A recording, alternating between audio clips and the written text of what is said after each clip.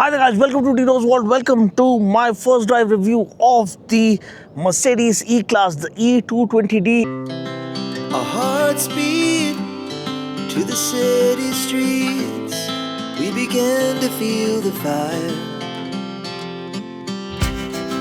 We rise like tall buildings as the chemicals, they take us higher. The night's young and it's just begun as she puts her hand in mine. We wanna chase the night, wanna dance to the light, pull the stars from the sky, just two hearts running wild. Never sleep, never stop, as we shout from the top. We're gonna be two hearts running wild.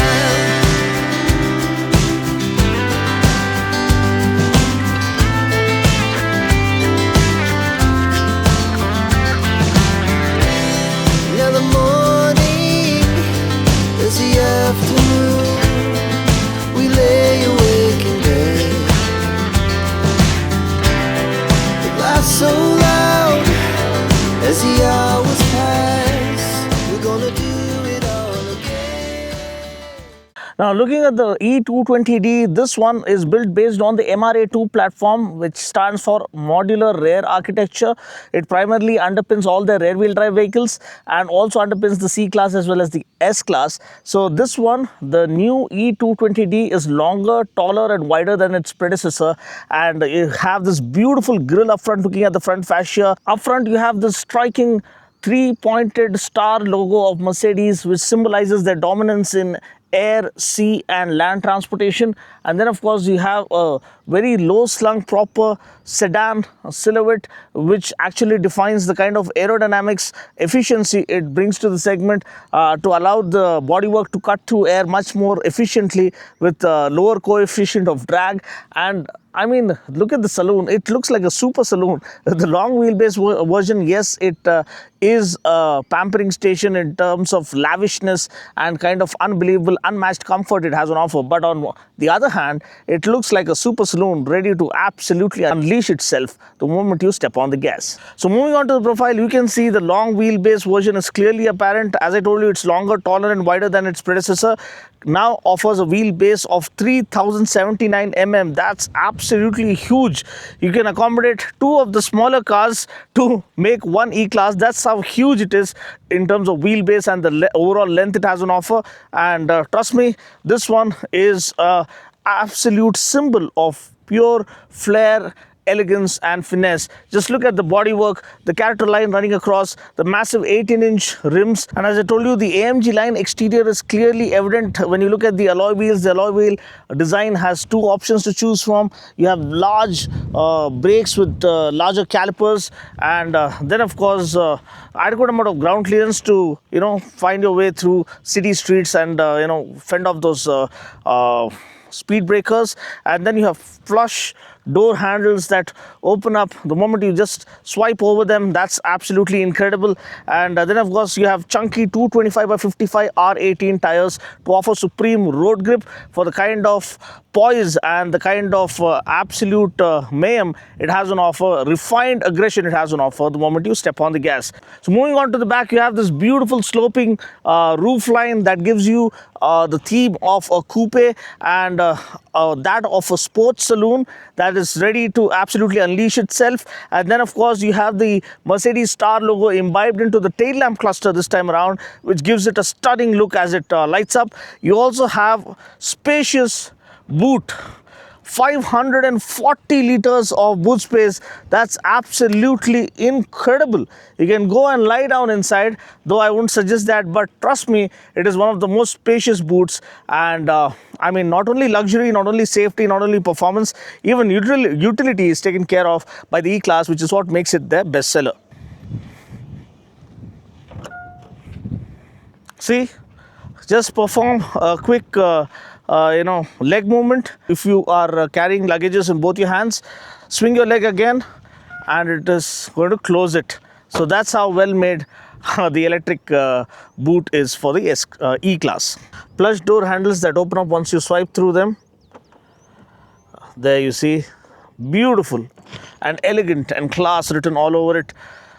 Moving on to the interior, you can see the massive super screen courtesy of M-Bucks, and that is a game changer. You have three different screens, and the second screen is seamlessly incorporated into the dash. That's kind of a first, because you have massive 14.4-inch screen, the central screen, and then you have a 12.3-inch screen for the passenger to entertain himself or herself, and then you have a 12.3-inch dedicated screen for the driver to immerse in the kind of graphics and intuitiveness it has on offer. All the relevant details and different themes to choose from. Once we turn on the screen, I'll show it to you in a moment. And then of course, the luxury factor. The seats, look at the seats, the way they hug you once you sit inside. You have a special, lumbar support, adjustment right over here, apart from the electric adjustment for the seats right over here. And you have pillows to soften your headrest, and it's the ultimate in terms of comfort and luxury. The doors don't open up wide enough. As you can see, you usually do a door opening angle test. So this doesn't open up with a 90-degree angle, but you can step into this space right over here, and trust me, the kind of space you have, just look at this. It's truckload of space, without exaggerating, truckload of space with the scooped out front seat backs. I have a seat pocket right over here, and then of course more than sufficient headroom even for people up to 6 feet tall. Look at the screen open up. Ain't that beautiful? Both the screens retracting from its respective sides, opening up the sky, the dark clouds. It's absolutely stunning, and this lady just keeps interrupting. Can you please turn off? Could you repeat that, please? Please turn off. There you go. And look at the dash. As I told you, the M-Bucks super screen is much more evident from here. You have a lot of utility spaces, cup holders, wireless charger tray up front, and you also have another wireless charger tray right over here. 4-zone climate control. And the screens are missing. Maybe that's an add-on extra, we never know. Then pillar mounted AC vents at the back. Oh, you have sun curtains. Now that are common these days in almost all cars, so that goes without saying. And the Burmester audio. Now the Burmester audio is something unique here. So it's a 4D surround sound Burmester audio. So the seats just shudder each time the bass is banging. So it's like that 4D experience in theaters, the 4DX experience where you might have watched F1. So the seats are moving around all over the place to match the kind of music theme that's playing. So that's the kind of surround sound system it has on offer. If you feel it's a little irritating, you can turn it off as well. Okay, moving inside, this is the steering wheel, all the controls right over here, including voice command. Let's see how accurate the voice command is. Hey Mercedes, I'm listening. open sunroof. Opening the sunroof for you now. There you go. The accuracy is pretty good. Hey Mercedes, How can I help? close sunroof. I'm closing the sunroof. So that's working fine. The accuracy is pretty good. So you can see that the voice command works fine. Then you have this cluster. This is my favorite. So of course for us drivers we need engaging cluster. So once you want to change this, just press the home button right over here. Then you have multiple themes to choose from. You have the sport theme, which is my personal favorite. Okay, let's go there. Okay. Press the home button. Go there, press OK over here. Okay. And then this is selected. You can see you have a lot of data right over here. The speed, the RPM, and the G-force, the engine data, all these things are here. Okay, so you want to go back, again press the home button, change between the themes, navigation, assistance, service, and all those things. Let's keep it as classic for now. Fine. So next, so you have eco display, you have consumption, you have attention assist, You have radio. Unfortunately, attention assist can't be operated using voice That's control. okay. That's okay. That's okay.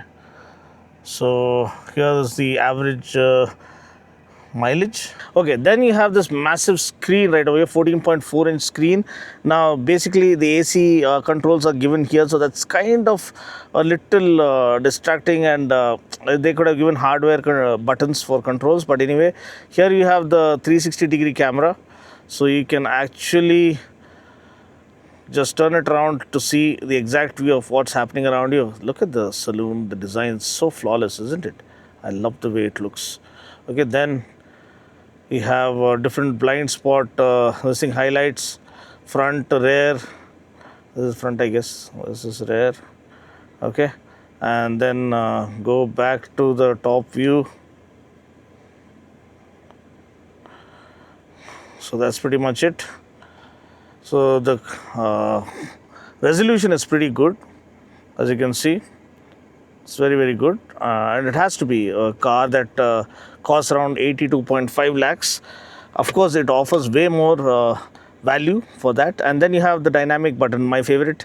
Once you go into dynamic, and dynamic,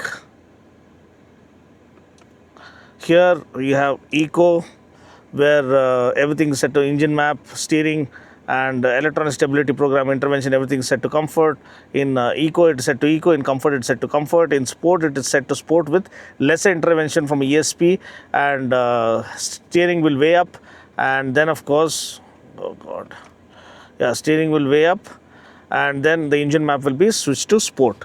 Okay, this is one thing. And then you go into menu, so go on to home, and here are the settings. Now here you have Android Auto, Apple CarPlay, that goes without saying. Okay, and here you have Android Auto, you have Apple CarPlay. Those settings, in settings you have different assistants. First thing, you need to collision avoidance, just turn off active brake assist, not so useful in Indian conditions.